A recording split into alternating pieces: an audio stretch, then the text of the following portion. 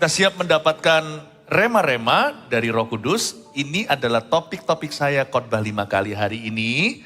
Saya nggak ulang lagi ya, karena pewahyuan itu berjalan terus. Dan saya setiap ibadah selalu kehabisan waktu untuk bisa menyelesaikan semua yang Tuhan taruh di hati pikiran. Ambil catatan, dan seharian ini saya mau bicara soal ekonomi tahun 2023 dari sudut pandang yang berbeda. Bahwa iman kita itu nggak boleh berlandaskan keadaan, nggak boleh terpengaruh. Nggak boleh terpengaruh apa kata dunia. Hari ini sepanjang hari saya sebut ini sebagai seminar keuangan, tapi lebih penting dari itu seminar iman. Mari kita belajar dari firman Tuhan di ibadah yang terakhir ini. Saya berikan judul tema begini. Menghidupi dimensi berkat dan kebaikan Allah. Berarti orang Kristen harus cara pandangnya berbeda. Nafas hidupnya tak sama. Kita itu harus punya kehidupan rohani di dalam sini itu yang sungguh-sungguh hidup dan nyata. Karena tekanan dunia semakin menjadi-jadi. Orang bilang tahun depan resesi. Gelaplah suram. Tapi di dalam diri kita ada satu yang namanya Zoe. Zoe itu bahasa asing yang artinya kehidupan. Kehidupan Allah. Ever since sejak Tuhan menciptakan dunia, Ia mengembuskan nafasnya. Jadi saya nggak tahu posisi Tuhan seperti apa waktu menghembuskan nafas kepada manusia ciptaannya yaitu Adam. Lalu Hawa. Pasti Tuhan itu dekat. Tuhan tularkan sesuatu. Sebelum itu dia hanyalah tanah dan debu. Tapi waktu Tuhan hembuskan Zoe life atau kehidupan itu, manusia menjadi makhluk hidup. Bedanya sama tanaman dan tumbuh-tumbuhan dan hewan, manusia dicipta dalam gambar dan rupa Allah. Sesuatu terjadi di Taman Eden itu. Ada tatanan ciptaan yang harus kita perhatikan, sehingga sekarang dalam bengkoknya zaman, kita jangan sampai tersesat jalan. Kita mesti mengerti rencana dasar dan awal Tuhan itu apa. Kalau mau kejar itu kejar rencana terindah. Paket Tuhan itu kejar paket A. Yang lebih orisinil itu yang paling bagus. Kalau Anda lupa Tuhan itu tampangnya gimana, kembali ke kitab Kejadian. Di situ nampak gambar dan rupa Tuhan. Kalau kita lupa Tuhan itu seperti apa rupanya, kembali ke ciptaan pertama. Mari kita baca sekarang. Kitab Kejadian pasal yang pertama, ayat 26-31 bunyinya, berfirmanlah Allah, baiklah kita menjadikan manusia menurut gambar dan rupa kita. Supaya mereka berkuasa atas ikan-ikan di laut, dan burung-burung di udara, dan atas ternak, dan atas seluruh bumi, dan segala binatang melata yang merayap di bumi. Maka Allah menciptakan manusia itu menurut gambarnya, menurut gambar Allah diciptakannya dia, laki-laki dan perempuan diciptakannya mereka. Allah memberkati mereka, lalu Allah berfirman kepada mereka, beranak cuculah dan bertambah banyak, penuhilah bumi dan taklukkanlah itu. Berkuasalah atas ikan-ikan di laut dan burung-burung di udara dan atas segala binatang yang merayap di bumi. Berfirmanlah Allah, lihatlah aku memberikan kepadamu segala tumbuh-tumbuhan yang berbiji di seluruh bumi dan segala pohon-pohonan yang buahnya berbiji. Itulah yang akan menjadi makananmu. Tapi kepada segala binatang di bumi dan segala burung di udara dan segala yang merayap di bumi yang bernyawa, aku berikan segala tumbuh-tumbuhan hijau menjadi makanannya. Dan jadilah demikian. Maka Allah melihat segala yang dijadikannya itu sungguh amat baik. Jadilah petang dan jadilah pagi. Itulah hari ke-6. Pada mulanya kesaksian tentang Allah itu simple satu kalimat. Allah itu baik. Gak mungkin dia ciptakan yang baik kalau dia sendiri gak baik. Pohon yang rusak gak ciptakan, tidak akan menghasilkan buah yang sehat. Orang yang bernafsu itu karena hatinya bernafsu dulu. Itulah sebabnya kesaksian nomor 1 waktu kitab Kejadian penciptaan. God is good. Manusia jangan lupa loh, kita mengalami berbagai macam tekanan dan persoalan. Jangan lupa kepewahyuan mendasar, sekolah dasar SD-nya Tuhan itu, God is good. Allah itu baik. Jangan jadikan itu teori atau pengetahuan, rugi. Jadikan itu kehidupan. Hidupi wahyu ini. God is good. Kadang-kadang realita berkata beda. God is good, kalau God is good. Biasanya kita tambahin kalau di depannya. Jikalau. Kalau lalu ada kata mengapa. Kalau God is good, mengapa? Di situ masuk logika Adam dan Hawa yang sudah jatuh dalam dosa. Bukan berarti iman itu buta. Tapi kalau saya mau mengalami sungguh-sungguh. Saya mau mengalami sungguhan. Semua perbuatan Tuhan di hidup saya harus agree dengan dia. Tuhan tidak paksakan diri, Tuhan itu kebenaran. Most likely selalu begini kasusnya, yaitu pikiran kita yang salah dan salah paham sama dia. Percayalah, ujung hari, ketika sapi pulang kandang, Tuhan selalu benar, kita selalu salah. Makanya dia disebut kebenaran, kita disebut kesalahan. Makanya kita adalah orang berdosa, ya kan? I learn to trust in this life, in this short life, dalam kehidupan yang sangat pendek ini. Saya telah belajar untuk percaya. Bahasa Inggrisnya percaya itu ada dua, belief and trust. Belief itu bisa percaya sebagai teori. I believe you. Tapi trust itu dari intimacy atau keintimanan pengenalan. Saya bisa percaya sama Anda kalau Anda memberi saya fakta. Misalnya saya baca berita. Tapi orang yang membacakan berita itu reporternya, saya tidak kenal dia. Jadi saya nggak bisa berkata, I trust you. Saya hanya bisa, I believe you. Aku percaya kepadamu. Trust itu saya berikan kepada orang yang dekat sama saya, misalkan istri saya, I trust her. Jangan jadikan Yesus itu teori, jadikan dia keyakinan. Jadikan dia kehidupan. Hidupi wahyu ini. God is good. Percayalah saya, ujungnya so good. Bukan berarti hidup kita mulus, tidak ada persoalan. Bukan. Trust me. When you agree with God, you can only experience God. Waktu Anda dan saya, kalau kita ini setuju sepakat dengan Allah, kita hanya bisa mengalami Allah, bukan mengalami roh jahat. Meskipun mengalami Tuhan itu juga berarti di dalam lembah. Saya nggak berkata loh ya, ikut Tuhan itu selalu mulus. Mulus nggak mulus saya ikut Yesus. Karena Yesuslah yang baik.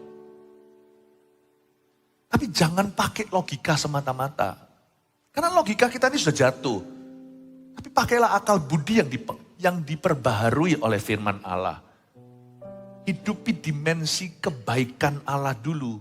Sebelum kita hidupi dimensi berkat. Amin Bapak Ibu Saudara. Mari sekarang kita melihat. Mari kita lihat desain awalnya Tuhan ciptakan kita. Berfirmanlah Allah ayat 26. Kita kan bicara soal keuangan dan pekerjaan kita. Saya mau mulai mengcover kehidupan karirmu di ibadah terakhir ini. Berfirmanlah Allah, baiklah kita menjadikan manusia menurut gambar dan rupa kita. Oke, kita setuju. Kita dicipta dalam gambar dan rupa Allah. Bedanya sama hewan tidak bisa worship. Hewan tidak bisa punya persekutuan dengan Tuhan. Tanam-tanaman, tumbuh-tumbuhan mereka hanya dipelihara. Seperti burung pipit di udara. Tapi hanya manusia yang bisa menyembah. Oke lah, rupa gambar Allah. Lalu, rupa dan gambar kesatu kalau Anda selidiki mengejutkan kalau kita kritis pikiran. Kalau kita kritis pikirannya. Berfirmanlah Allah, baiklah kita menjadikan manusia menurut gambar dan rupa kita. Supaya mereka menyembah. Betul ayatnya? Bukan. Supaya mereka memberitakan Injil. Manusia belum jatuh. Waktu itu Injil belum perlu diberitakan. Persekutuan manusia dengan Tuhan masih di taraf sempurna. Tapi kok aneh ya? Berfirmanlah Allah, baiklah kita menjadikan manusia menurut gambaran rupa kita. Kan langsung berikutnya job desk atau job deskripsi. Ayo kita ciptakan kulkas ini supaya dingin. Saya ciptakan kulkas yang dingin atau lemari es supaya mendinginkan makanan. Langsung kan fungsional. Anehnya fungsinya kok bukan menyembahlah, berdoalah kok. Berfirmanlah Allah, baiklah kita menjadikan manusia menurut gambar dan rupa kita supaya mereka berkuasa. Langsung masuk job atau pekerjaan. Supaya mereka berkuasa atas ikan-ikan di laut, itu perikanan. Dan burung-burung di udara, ya semua sampai maskapai penerbangan. Di atas ternak, atas seluruh bumi dan atas segala binatang melata dan merayap di bumi. Maka Allah menciptakan manusia itu menurut gambarnya. Supaya mereka berkuasa atas semua yang saya sebutkan tadi. masuklah yang namanya work. Siapa di sini suka mengutuki pekerjaannya, mengeluhkan ke Tuhan, aduh berat kerjaku. Bukan, paradigmanya yang harus diubah. Kalau Anda bisa hidupi kebaikan Allah, Anda akan melihat pekerjaan yang Anda tidak suka itu, sebenarnya adalah berkat Tuhan, banyak orang mau itu. Manusia lupa the art of enjoying God's blessing. Manusia itu lupa namanya seni menikmati berkat Tuhan yang sudah diberikan. Manusia itu sejak jatuh selalu lihat lubang pada donatnya. Selalu lihat apa yang dia belum punya. Dia mau lebih. Kalau nggak memiliki lebih dari ini dia nggak happy. Padahal kalau kita pikirkan work atau pekerjaan itu sudah diciptakan sebelum manusia jatuh dalam dosa. Ada satu berkat purbakala sudah dicipta sebelum Adam dan Hawa berbuat salah. Taman Eden sudah ada waktu hubungan mereka sempurna dengan Tuhan. Siapa di sini merasa pekerjaan itu memberati? Rasanya itu kalau bisa pensiun dini, itu pikiran manusia sudah dibengkokkan lewat kejatuhan. Work is beautiful, you know. Pekerjaan itu indah. Kerja itu sudah dicipta di Taman Eden sebelum manusia jatuh dalam dosa. Jadi, stres kerja itu perlu membuat kita healthy, membuat kita itu sehat secara mental. Yang bukan berasal dari Tuhan itu depresi karena pekerjaan. Karena depresi bukan dari Tuhan. Stres yang baik itu Tuhan izinkan karena itu mengasah kita. Karena itu kalau kita mau betul-betul diberkati Tuhan, kita harus memandang pekerjaan kita itu sebagai berkat dulu sebelum pekerjaan itu diberkati. Pandanglah itu sebagai berkat, kecuali kalau pekerjaannya adalah human trafficking dan pengedar narkoba. Prostitusi, kejahatan, nah itu sudah jelas-jelas dari setan. Tapi pekerjaan itu sesuatu yang halal untuk diterima dan dilaksanakan. Pandang dulu pekerjaanmu as God's blessing. Jangan minta blessing di pekerjaanmu dulu. Pandang dulu pekerjaanmu sebagai berkat. Paham ya? Saya ajak Anda mencerna malam-malam gini berpikir sedikit. Kenapa pekerjaan kita nggak bisa diberkati? Keuangan kita juga. Meskipun semua orang pasti ada kesusahan finansialnya sendiri. Kita ini bukan special need. Special need itu anak-anak yang punya kebutuhan khusus. Malahan mereka itu berkat terselubung. Saya mau dorong orang tua untuk jangan putus asa. Tapi kita semua itu special one. Bukan special need children. Kita semua itu special one children. Kita semua itu punya keinginan. Masalah kita itu sendiri-sendiri. Setiap problema itu beda. Kita semua punya keinginan yang belum terpenuhi. Jadi karena itu hati manusia tak akan pernah senantiasa puas. Tak pernah kunjung bersyukur. Tapi kalau paradigma cara pandang kita berbeda. Kita mau melihat bidang kerja kita itu adalah berkat. Berkat Tuhan akan mengalir dengan alami dalam kehidupan. Amin Bapak Ibu. Jangan pandang work pekerjaanmu sebagai kutukan. Andai ku kaya seperti tetangga itu enak ya kalau aku punya uang gak berseri seperti dia. Aku kan gak usah kerja. Kalau gak usah kerja mati saja. Mau tahu kenapa? Karena kita ditaruh di Taman Eden sama Tuhan itu kerja. Kalau kita gak mau kerja, mending mati. Saya ngomong gini itu agak keras ya. Saya bukan berkata silakan sana, habisi nyawa sendiri, bukan. Maksud saya, apa purpose-mu kalau begitu di dunia ini? Apa tujuan? Orang pensiun pun hanya pensiun office. Bukan fungsi. Role atau peran. Apalagi pengaruh harus terus jalan. Jangan ada pikiran di sini mau pensiun cepat. Kalau bisa lekas kaya lalu pensiun dini. Nah kalau dunia aja gak bisa memakaimu, bagaimana Allah akan memakai Anda? Jangan pikirannya ke sana. As long as I live, selama aku hidup, aku akan bekerja untuk Tuhan. Bekerja buat Tuhan selalu manise. Mungkin saya sudah tidak bisa lagi menjabat. Misalkan seorang pejabat 2 kali term. Misalkan presiden, perdana menteri dan sebagainya 2 kali ya sudah selesai. Setelah itu kita harus segera menemukan peran kita. Karena kerja itu berkat dari Allah. Kerja itu sudah ada di Taman Eden. Sebelum manusia mengubahnya menjadi Taman Eden. Benar. I no longer see work as a pressure. Meskipun setiap pekerjaan ada tekanannya sendiri, tapi saya tidak melihat lagi pekerjaan sebagai tekanan. Saya ingin seluruh jemaat Mawar Sharon yang kami gembalakan berubah pikiran soal pekerjaan. Bahwa aku, harus ada pengakuan seperti ini, bahwa aku ditaruh Tuhan di Taman Edenku atau di dunia ini hari ini. Aku lahir baru bahkan, Tuhan selamatkan aku dan pulihkan aku kembali supaya aku bekerja seumur hidupku. Mungkin kalau aku tua, aku gak bisa lagi bekerja. Misalnya sebagai olahragawan, orang main basket, main soccer, umur 40 udah tua sekali. Bagi seorang atlet, sudah lewat kalau dia usianya sudah 40 atau sudah 40. Tapi dia akan menemukan peran berikutnya. Karena post power syndrome atau sindrom pasca kuasa itu bukan dari Allah datangnya. Itu biasanya orang yang telat untuk tanya Tuhan, apa nextnya? Amin Bapak Ibu Saudara. Saya harap Anda tahu bahwa you're stuck with work till you die.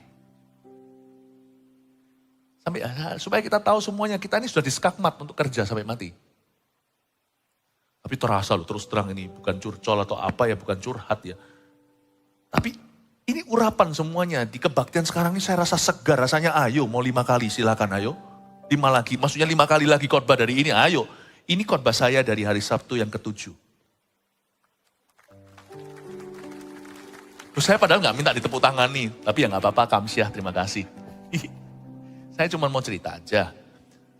Memang dulu saya mau 8, 9 gak masalah. Tapi sekarang ya, meskipun saya masih muda, terasa. Masalahnya saya itu gak bisa minum kopi orangnya. Kalau minum kopi kan enak, ada boosternya. Saya itu gak bisa. Kopi saya itu coklat. Nah, kalau minum coklat malah bubuk saya. Saya ini, stuck saya ini.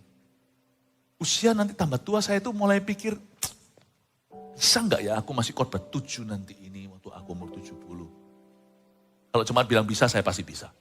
Bisa, amin. Terima kasih, Tuhan berkati. Mungkin bisa lebih, jangan lebih Pak. Paham maksud saya? Anda bisa adaptasi, adjustment atau penyesuaian lagi karena kita harus bijaksana ya kan. Kalau saya main ini sebagai hobi, main olahraga dulu waktu saya main basket, aneh. Waktu saya masih umurnya itu belasan main basket, umur 20 gitu, wah saya lincah. Tapi sekarang itu saya masih lincah di dalam. Kalau saya lawan anak-anak remaja dulu itu main itu apalagi yang full court, yang penuh lapangan itu ya. Pikiran saya sudah sampai sana, kaki saya masih di sini. What gitu aja. Sampai suatu hari tanpa saya sadari, tangan kanan main basket, tangan kiri tidak tahu apa yang dilakukannya. Saya pegang kaos anak remaja itu supaya saya lari dulu. Lu pendeta kalau kok main curang. Tapi itu tidak saya sengaja. Itu sebagai langkah putus asa.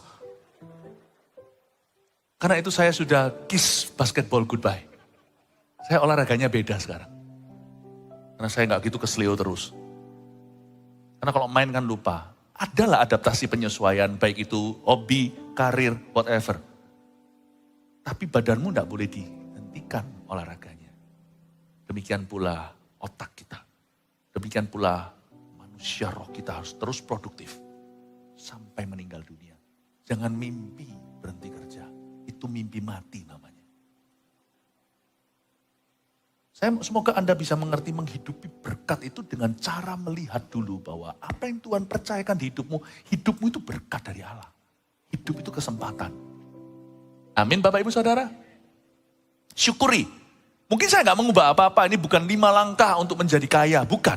Tapi Anda pulang dari sini paradigmamu berubah, lihat nanti apapun yang kau jamah berubah.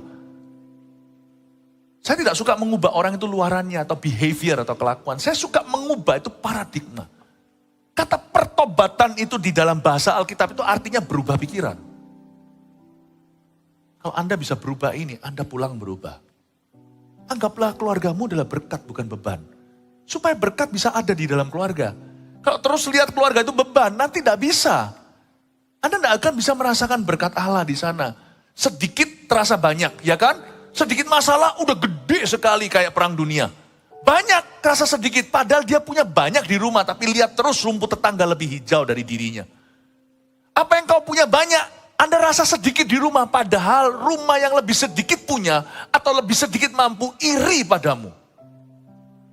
Jadi juling rohani yang banyak jadi sedikit, yang sedikit jadi digede-gedein, dibesar-besarin. Itulah orang yang tidak bisa melihat rumah atau keluarganya adalah berkat, tapi jadi beban. Please berubah cara pandangnya. Tuhan mau kita mengubah cara pandang kita. Menghidupi berkat dan kebaikan Allah itu bukan bicara, oh bless me, bukan. Tapi mengubah your inner man. Mengubah manusia rohmu di dalammu itu. Change. Ask Jesus to change you. Minta Yesus untuk mengubah. Amin. Anehnya, Tuhan mencipta gambar rupa lalu suruh mereka kerja. Kelihatan kan, berarti Allah kita itu bukan pemalas. Like father, like son kan. Seperti bapak, demikian pula anak. Pohon jatuhnya nggak jauh-jauh dari buahnya, betul ya? Kali ini nggak kejebak, saya bolak-balik pakai ini soalnya. Kebalik, buah jatuhnya nggak jauh dari pohonnya.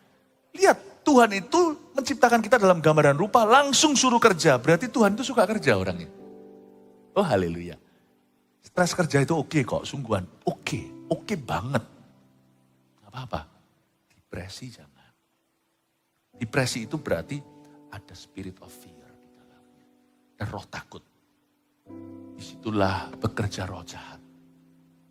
Di situ mungkin ada kepahitan atau ada apa dan sebagainya. Jangan hakimi orang yang mengalami depresi, kita doakan. Tapi Anda yang tidak depresi jangan masuk ke arena ini.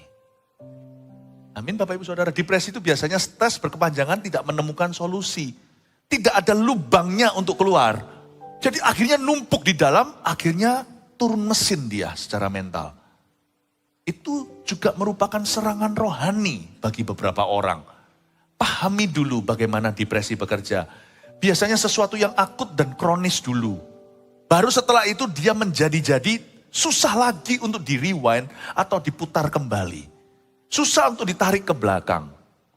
Depresi bukan dari Tuhan. Stres kerja yang bagus, misalkan kita ada deadline, kita harus hadapi, kita harus selesaikan. Lalu habis itu kita harus perform, ya kan? Harus sungguh-sungguh gini. Ini stres kerja. Saya khotbah gini pun ada stresnya loh. Bisakah saya itu tetap as sharp di ibadah yang paling terakhir? Bisa nggak saya tetap tajam? Kata saya nggak lalu habis itu kiri kanan lalu pakai contoh-contoh yang nggak jelas demi supaya kill time atau bunuh waktu. Malah justru saya harus tantang diri saya sendiri karena jemaat waktunya berharga. 45 menit diberikan ke saya misalnya, saya nanti kehabisan waktu karena terlalu banyak protein yang saya nggak bisa sampaikan. Ini stresnya. Tapi ini yang membuat saya jadi makin indah dalam Tuhan. It's okay loh. Jangan jadi orang Kristen yang pecundang dan takut tantangan. Makan tuh 2023. Orang mau bilang tahun 2023 apalah. Sionya apalah. Ramalannya apa? Bilang aja ramalan apapun juga gak apa-apa. Silahkan orang punya hak-hak untuk percaya. Tapi aku 2023 tak makan. Amin. Saya nggak bisa ceritakan ibadah-ibadah sebelumnya, tapi saya ingin jelaskan misalkan jangan wait and see, karena tidak ada berkat dalam wait and see. Tapi juga jangan spekulasi, tapi kalau Anda tinggal sinergi, tinggal melakukan, melanjutkan apa yang sudah dibangun, tahun depan jangan lihat suram, terus bangun dengan tanggung jawab. Jangan takut. Jangan takut. Amin Bapak Ibu. Oke, lanjut lagi nih. Ayat 27, maka Allah menciptakan manusia itu menurut gambarnya, menurut gambar Allah diciptakannya dia laki-laki dan perempuan diciptakannya mereka. Tidak ada laki-laki dan perempuan dan diantaranya. Ciptaan Tuhan jelas ya, ini sedikit intermezzo aja. Gak ada hubungannya dengan keuangan. Tapi jenis kelamin jelas, laki-laki dan perempuan. Tidak ada laki-laki dan perempuan, setengah laki atau setengah perempuan. Tuhan itu jelas menciptakan. Ini bukan ciptaan Tuhan. Tidak dari kelahiran. Oke, sedikit tambahan aja info. Lanjut ayat 28 karena saya tidak bicara tentang LGBT saat ini. Allah memberkati mereka, lalu Allah berfirman kepada mereka. Beranak cuculah dan bertambah banyak. Penuhilah bumi, taklukkanlah itu. Berkuasalah atas ikan-ikan di laut dan burung-burung di udara dan atas segala binatang yang merayap di bumi. Oke, lanjut lagi. Kita sudah jelaskan ya. Ayat 29. Berfirmanlah Allah, lihatlah aku memberikan kepadamu segala tumbuh-tumbuhan yang berbiji di seluruh bumi dan segala pohon-pohonan yang buahnya berbiji. Itulah yang akan menjadi makananmu. Tuhan tidak suruh kita makan biji, jangan salah baca. Tuhan suruh kita makan dari pohon-pohonan yang mengeluarkan buah-buahan dan tumbuh-tumbuhan yang berbiji. Tuhan tidak pernah ulangi ayat 29 ini. Hari ini bumi sudah ribuan tahun usia. Tuhan tidak ulangi ayat 29. Tidak. Misalkan waktu itu Adam dan Hawa dikasih pepohonan yang semuanya ada tumbuhan dan buah-buahan yang berbiji. Dimakan semuanya sak bijinya. Hari ini kita nggak punya pohon. Hari ini kita nggak punya manggis. Kita nggak punya semangka, kita nggak punya jeruk. Untung Adam dan Hawa sebelum jatuh punya hikmat Allah untuk mengelola. Mereka hidup dalam berkat Tuhan, karena itu mereka tahu bagaimana memilah-milah berkat ini untuk apa, berkat itu untuk yang mana. Dia tahu bahwa Tuhan berkata, aku menciptakan, ini sebelum Adam jatuh, jadi Adam masih terang benderang cara berpikirnya. Sekarang kita jauh lebih baik daripada saat Adam masih belum jatuh. Karena saat itu saat innocent. Waktu itu innocent. Sekarang ini saat holy. Adam itu cuman belum teruji dia jatuh. Kita ini sudah jatuh, pulih. Memilih untuk suci dan bersih. Itu keputusan lebih matang daripada Adam sebelum diuji. Saya mendingan hari ini mempekerjakan orang yang mungkin track recordnya tidak sempurna, tapi dia berbalik arah dan kelihatan dia sungguh-sungguh daripada orang yang masih polos-polos, belum tahu nanti dia akan mencuri enggak kalau dapat kesempatan. Kita ini sekarang di titik yang lebih bagus dari Adam, karena kita dipulihkan oleh darah Yesus. Kita sudah tahu rasanya jatuh dan susahnya kayak apa. Dan kita sekarang memilih Kristus, karena Kristus sudah memilih kita. Nah waktu itu Adam masih terang benderang nih pikirannya. Jadi dia tahu. Jadi dia belum jatuh. Dia sudah punya hikmat Allah, apalagi kita. Dia sudah punya hikmat Allah. Ini buah, bijinya ini, dia bisa memilah berkat ini untuk apa, berkat itu untuk yang mana. Jadi, ada dua macam hal yang saya mau jelaskan pada Anda. Ada buah, ada biji, yang tidak perlu jadi buah, langsung kau taburkan. Oke? Ada biji yang belum jadi buah, sudah tidak akan seumur hidup biji tersebut melihat dirinya di kaca atau di cermin, dan dia menjadi buah karena dia adalah biji yang ditumbalkan. Misalkan biji semangka, dia dari buah.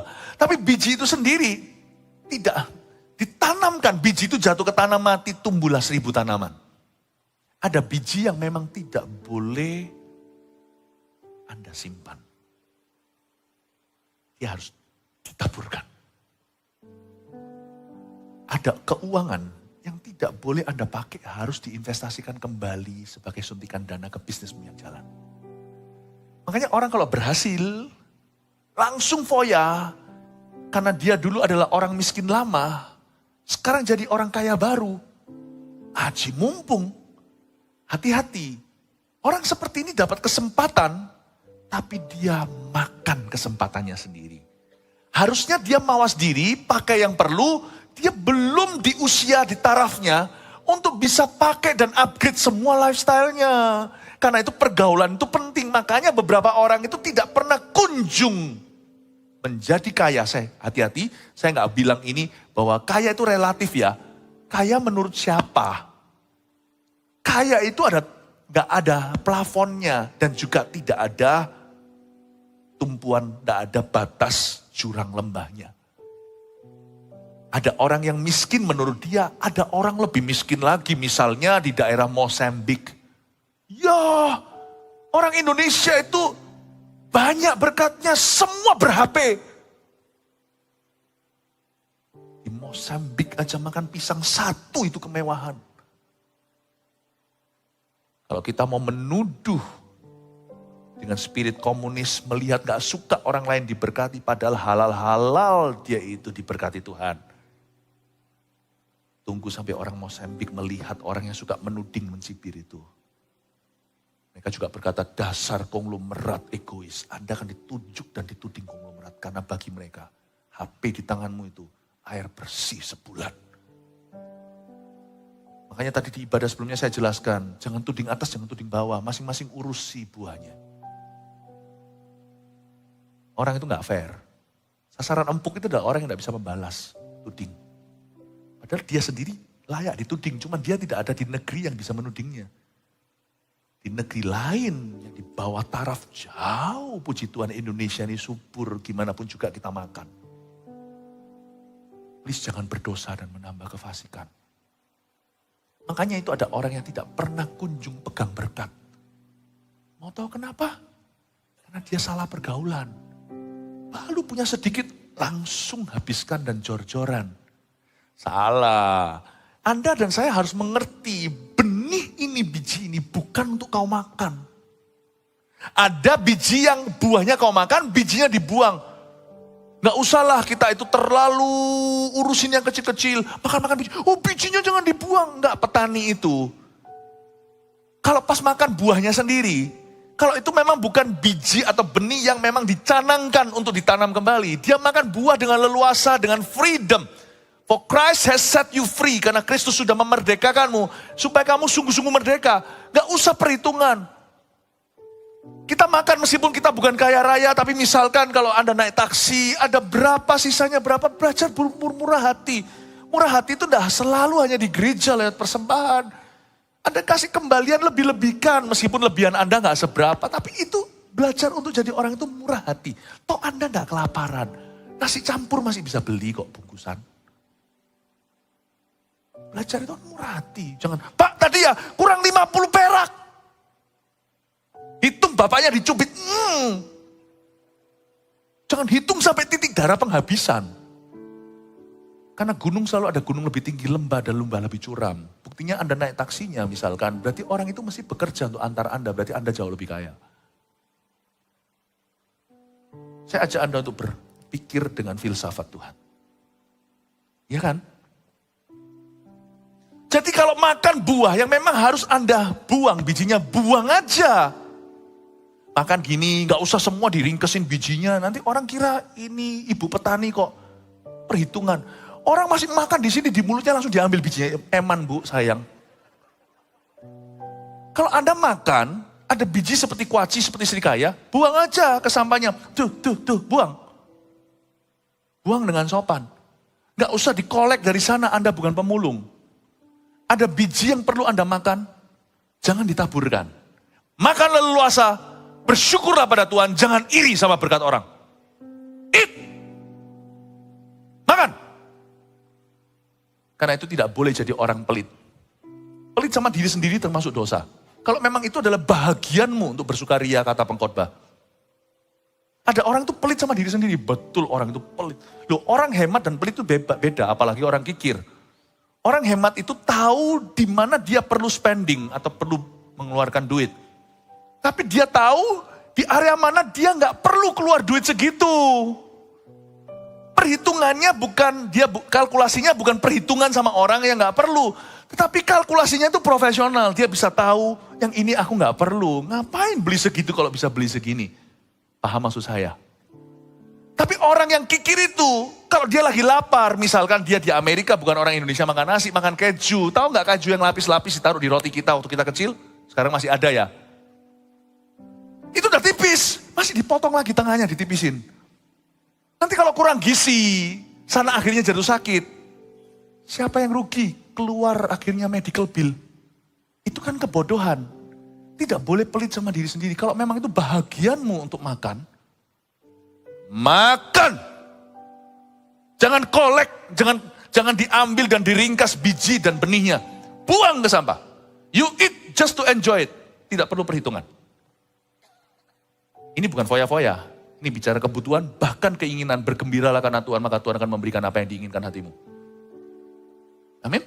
Tapi ada biji-biji yang gak akan pernah mencicipi mulut Anda. Anda lihat keingin-ingin pun bagaimana. Ada buah atau biji dalam buah itu. Jangan dijama. It's not for you to eat. Bukan untuk Anda makan. Itu harus segera ditabur ke tanah. Dia nggak akan melihat matahari terbenam nanti. Dia nggak harus melihat matahari terbit esok hari. Langsung ditanamkan. Taburkan. Baik itu taburan juga bicara tentang mengembalikan kepada Tuhan. Saya bicara soal keuangan. Kalau saya ngajar gini itu dari teladan, saya tidak memberikan penekanan. Saya cerita dari kesaksian. Kalau saya memberikan persembahan persepuluhan, itu disiplinku. Mana kata Alkitab? 10%. Maleaki. Tapi itu kan hukum Taurat. Yesus berkata, aku tidak meniadakan hukum Taurat, aku malah memenuhkannya. Jadi kita punya pilihan 10% atau 100% kasih ke Tuhan. Saya nggak serohani itu. Saya belajar disiplin. Yang penting konsisten daripada memberinya besar lalu habis itu nggak pernah kelihatan 20 tahun. Saya mending setiap bulan saya selalu teratur, pemberian saya terukur. Kalau itu uang saya secara pribadi ya, ada benih yang saya tidak jamah, dan dia tidak jadi barang, tidak jadi benda, tidak jadi lifestyle, tidak jadi kenikmatan saya tidak pegang, saya tidak kelola. Itu saya sebut dalam keluarga kami persembahan persepuluhan. Saya tidak pegang. Kalau saya masih mengelolanya, nanti saya buat sesuatu ministry apalah sendirilah yang dikelola oleh keluarga Mantova, itu bukan persembahan persepuluhan. Itu dana misi pribadimu. Persembahan persepuluhan itu melepaskan hak. Saya cerita aja ya. Saya cerita gini juga, iya ndak. Dari sejak saya muda, sekarang masih muda sih. Dari sejak saya masih jauh lebih muda, bertobat umur 18, saya sudah punya kebiasaan kalau itu uang adalah uang saya secara pribadi, tidak berkenaan dengan siapa orang keluarga. Saya tidak memberi 10% kok. Anda tidak perlu tahu, saya beri lebih dari itu. Tapi saya punya takaran itu bertumbuh. Setiap berapa tahun, enggak setiap tahun, saya tambah sekian. Gitu saya ngomong ini cerita, pumpung ini bukan minggu perpuluhan. Kalau enggak kan dikira saya mengajak jemaat untuk apa. Enggak, saya cerita ini sebagai kesaksian saya sendiri. Ada biji dalam kehidupan kami sekeluarga dan dari saya muda kehidupan pribadi. Tidak pernah jadi sesuatu. As soon as selekas itu jatuh di tangan saya, langsung ke tanah. Dan saya cari tanah yang subur untuk saya tanamkan itu di rumah Allah. Supaya ada roti. Tapi juga ada biji yang bukan berurusan dengan persembahan kayak atau apa. Bukan. Ada biji yang harus ditanamkan kembali ke pekerjaan. Belum di seasonmu. Belum di musimmu. Hai anak muda misalkan.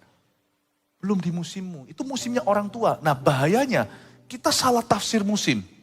Waktu winter musim dingin kita pakainya pakai kaos oblong.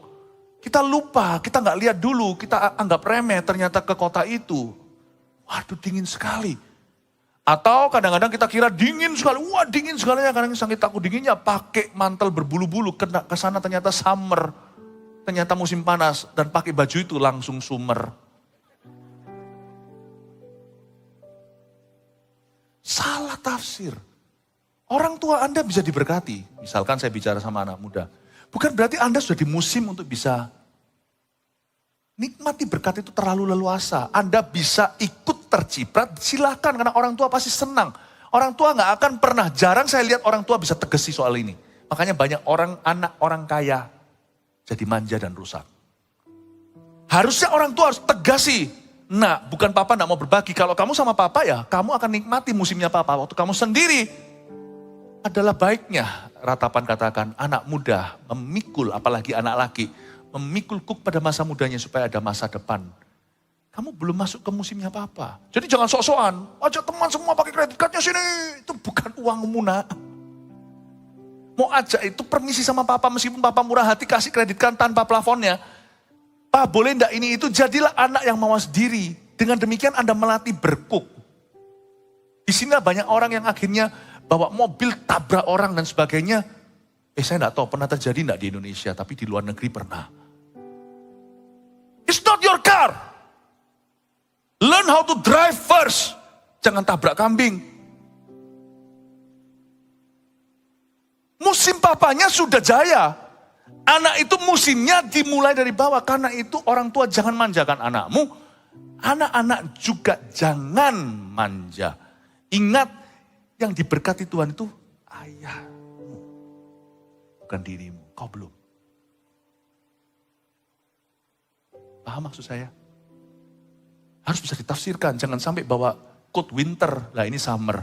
Nah pas lagi musim panas bawanya baju berbulu. Anda harus tahu itu bukan musim hidupmu. Anda masuk dalam covenant perjanjian Tuhan dengan ayahmu, tapi sekarang Anda harus membuat perjanjian dengan Tuhan sendiri. Jadi ketika Anda sendirian, Anda harus mawas diri. Bangun pergaulan itu dari, gak usah dari bawah gimana kalau memang itu sudah taraf hidupmu. Tapi bangunlah dengan mawas diri, dengan healthy, dengan sehat. Tidak boleh punya sifat sok-sokan. Uang tidak boleh membuat sok. Sebab dia tidak tumbuh di atas pohon. Itu ada ceritanya. Kalau Anda mau tertarik masuk dalam covenant dengan Tuhan Yesus atau perjanjian, pelajari histori atau sejarah jatuh bangunnya orang sebelum Anda. Persiapkan dirimu mulai dari bawah. Paham ini ya Bapak Ibu Saudara? Semoga ini berguna buat Anda. Ada benih yang harus ditanam langsung. Pekerjaan, anak muda, saya berikan banyak praktis-praktisnya untuk Anda bisa kembangkan. Tapi supaya Anda paham ini, ada benih yang harus dimakan, tolong segera dibuang aja bijinya ke sampah, nggak usah disimpan. Apa ini yang gituan ditabung? Tapi ada hal-hal tertentu yang harus ditabung, tidak boleh kau pakai. Apalagi kalau permulaan awal mula masih menerjang bidang. Saya rasa bukan berarti kita harus pelit sama diri sendiri. Tiap hari hanyalah makan instan mie. Tiap hari hanya telur ceplok satu, lalu habis itu dengan mie instan. Lama-lama sakit ya kan? Enggak, kalau memang badan Anda butuh sehat, Anda harus memberikan gizi yang seperlunya. Siapa bilang gizi itu ada di makanan mahal, malah justru kolesterolan. Gizi itu ada di makanan sederhana, 4 sehat 5 sempurna. Amin Bapak Ibu. Tetapi Anda tahu ini tidak perlu, makanya itu Anda tahu oke, aku yang ini tidak boleh menghemat diri, ini aku membutuhkannya, tetapi yang ini tidak memerlukannya. Bijaksana menata, itu akan menjadi kunci main dan kunci menangnya 2023. Dan bijaksana menata itu ternyata bukan berlaku untuk orang yang pas-pasan, berlaku untuk orang yang sekalipun kaya harta, tetap perlu. Karena bijaksana menata itu adalah sifat anak-anak terang. Amin Bapak Ibu Saudara. Semoga ini berguna. Ada biji yang jangan diambil, jangan ditabung. Tapi ada benih yang harus jatuh ke tanah, segera engkau memegangnya. Harus langsung ditaburkan. Baik itu pekerjaan, baik itu apa. Anda harus minta sama Tuhan hikmat-hikmat yang luar biasa. Saya kasih 3 poin sederhana, menghidupi dimensi berkat dan kebaikan Allah. Yang pertama dari tadi Tuhan berkata berkuasalah. Saya kasih ini aja, munculkan nomor 1. Yaitu kembangkan diri sendiri dalam takut akan Allah. Tahun depan minta sama Tuhan, Tuhan kau suruh aku berkuasa. Ajari ya, kembangkan dirimu. Perintah Tuhan pertama kepada manusia di kitab Kejadian adalah berkuasalah. Kamu harus mengembangkan potensimu. Baik kamu punya pekerjaan atau tidak, kira-kira ginilah kata Tuhan. Kamu jadilah pekerjaan itu. Kita tidak akan pernah tanpa kerja. Kalau kita itu seorang pekerja yang dicari oleh dunia. Kenapa sih orang itu suka sekali menawar-nawarkan pelayanan, misalkan minta-minta, mohon-mohon dikasih kesempatan. Kalau Anda bagus, kalau Anda berguna, jadi berkat apalagi jadi solusi. Orang antri menunggu your ministry. Kita hanya bisa nganggur sebentar. Jikalau ikan busuk tidak lama-lama bisa disimpan, lalu akan tercium baunya.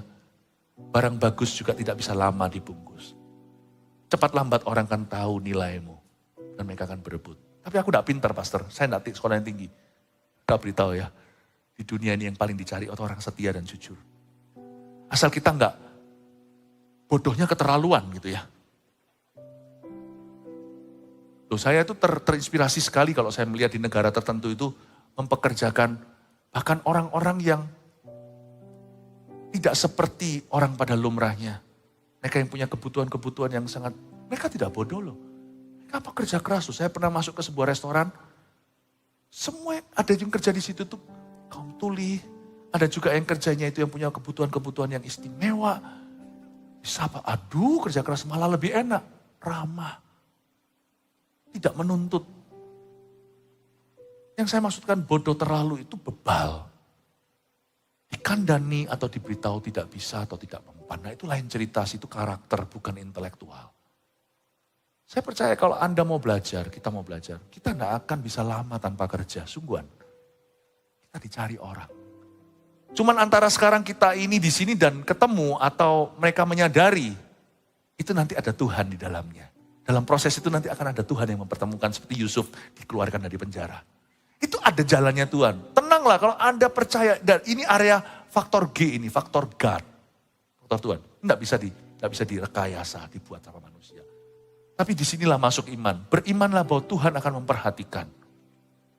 Kembangkan dirimu saja. Kembangkan dirimu. Di dalam takut akan Allah. Nomor 2, kelola setiap potensi. Biji ya kan? Atau benih. Hargai perkara sederhana. Saya itu terus terngiang-ngiang benih. Itu yang menjadi moto saya dalam bekerja. Apa-apa itu saya nggak lihat hasilnya jadi dulu. Manusia kan sukanya melihat hasil akhirnya. Tapi saya itu dari dulu dilatih sama Roh Kudus. Dari sejak kitab Kejadian ini misalnya, untuk melihat segala sesuatu di level benih dulu. Dalam cara saya memutuskan segala sesuatu, itu saya lihat itu dari dunia potensi. Saya nggak hanya lihat cuma sekedar adakan gitu aja, enggak. Tapi pikirkan. Kelola potensimu. Ini akan berguna dalam parenting atau membesarkan anak, menemukan talenta mereka, dan juga untuk pekerjaan Anda. Kelola setiap potensi dan hargai perkara sederhana. Saya pernah sekali dulu waktu kami baru menikah, waktu itu pergi ke sebuah pasar malam, waktu itu kami masih mondar-mandir kerja. Itu bukan di Indonesia, di Hong Kong misalnya. Gak semua orang gitu sih, tapi kebetulan apes-apesan saya ketemu yang begitu. Saya lihat, bagus ya, berapa ini kok gak cocok ya, mahal apa segalanya. Gak jadi beli. Tapi gak semua begitu sih. Biasanya orangnya baik-baik kok, cuman kebetulan mungkin Tuhan memberikan kepada saya sebuah kebenaran untuk diajarkan. Saya pegang lagi tuh, diceples loh. Tangan saya. Lain cerita kalau itu pakai uang gitu, laris kan lain ya. Ini saya diceples tangannya, tes, udah kamu gak usah beli, kamu gak usah lihat. Percayalah saya, sampai kiamat saya gak akan datang ke toko itu. Saya belajar dari sisi potensi. Setiap customer yang menolak, tidak beli, saya akan kasih senyuman. Terima kasih, semoga lain kali kembali ya. Sebab mungkin waktu suatu hari dia mampu, dia akan kembali padaku. Jangan lihat itu apa yang kasat mata. Lihat itu, ada orang berkata jangan nilai buku dari halaman pertama. Jangan nilai buah dari warnanya semangka merah atau jeruknya kuning sankis itu. Lihat itu dari bijinya. Kelola potensi, hargai perkara sederhana. Anda akan lihat nanti. Waktu Anda cek toko sebelah semua sepi, Anda rame sendiri. Haleluya. 3. Masih dalam dunia benih nih, biji nih. Tabur terus dan tabur lagi. Bahkan pada saat menuai. Gak ada yang namanya juara satu permanen itu gak ada dalam dunia ini. Gak ada di dunia ini. Baik itu dalam dunia gereja. Kalau kita tidak terus berbenah dalam dunia bisnis, toko, atau posisi Anda yang Anda kira aman, udah kerja 20 tahun di sana. Kalau kerja 20 tahun ya mungkin Anda sudah puluhan tahun ya sudah setengah bayar minimal.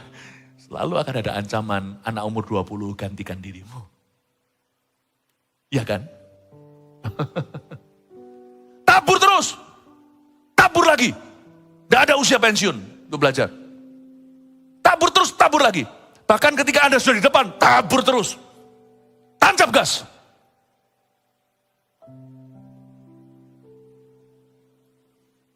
Sebagai pengkhotbah misalnya, kalau saya tidak terus gali pewahyuan, kalau saya tidak mendalami bersama Roh Kudus, yaitu mendalami firman, jangan pernah mengira khotbahmu bagus. Dalam pelayanan aja tidak ada permanent champion. Kita harus terus tabur. Tabur terus itu berarti seumur hidup. Tabur lagi, justru waktu menuai, menabur. Nah gini, nah kalau kita itu menuai dengan sorak-sorai setelah taburan kita yang lalu, setelah kita tuai, nanti kan gak ada tuaian lagi. Kalau tidak, pada saat kita menuai, sembari menabur. Ini indahnya, tangan kanannya sabit, ambil gandum, kirinya tebar benih. Inilah cara orang yang champion seterusnya. Ya begini, tebar benih. Ini tebar benih. Kalau begini, happy. Setengah tahun lagi, 6 bulan. Berikut semesternya, semester berikutnya, tidak ada lagi tuaian. Kalau Anda menuai, kalau Anda paling depan, hai kelinci, hati-hati kura-kura. Jangan tidur di tengah, kura-kura jalan pelan-pelan tapi konsisten, dia akan sampai ke garis finishnya. Justru kalau Anda di depan, tabur lagi. Waktu kita menuai besar-besaran itu, pikiran saya sudah laju. Inilah kepemimpinan di rumah lah, atau di gereja, atau di dalam dunia kerja. Waktu saya lagi menuai, misalkan kita ngalami kemenangan, gimana gitu.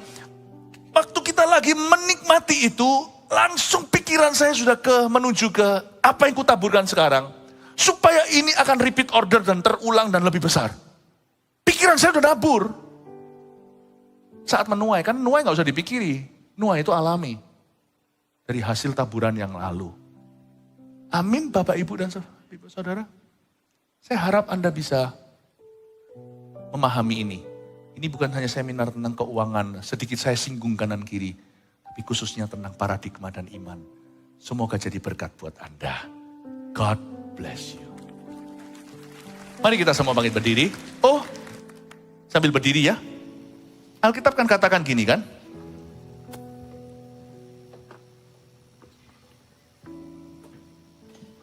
Alkitab mengatakan gini ayat 27 ya, maka Allah menciptakan manusia menurut gambarnya, menurut gambar Allah diciptakannya dia, laki-laki dan perempuan diciptakannya mereka ya kan. Lalu ayat 28, setelah Allah menciptakan mereka, Allah memberkati mereka. I love this. Setelah Allah menciptakan mereka ayat 27, menurut gambarnya, ayat 28, Allah memberkati mereka. Menciptakan sudah ada modalnya. Allah memberkati mereka itu begitu powerful kata itu. Tahu yang seringkali kita singkat waktu kita teks seseorang, GBU.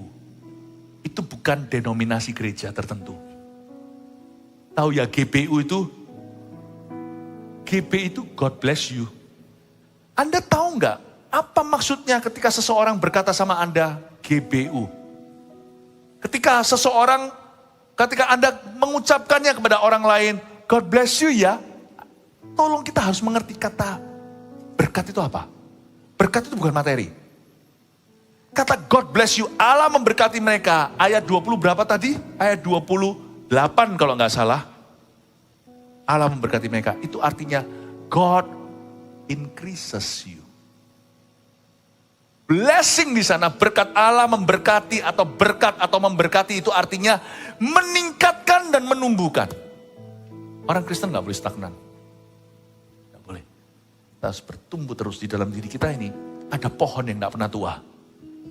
Tanam di tepi aliran air itu berarti ada firman yang segar. Daunnya bisa menyembuhkan. Orang Kristen kalau gak bisa sembuh sendiri selalu butuh kelepasan. Nah, sekali-kali didoakan ya kita perlulah saling mendoakan supaya sembuh. Tapi kalau terus didoakan, terus saja hanya minta didoakan, I think di dalam dirimu gak ada pohon. Kalau ada pohon dalam dirimu, daunnya itu menyembuhkan sendiri. Orang Kristen bisa self-heal.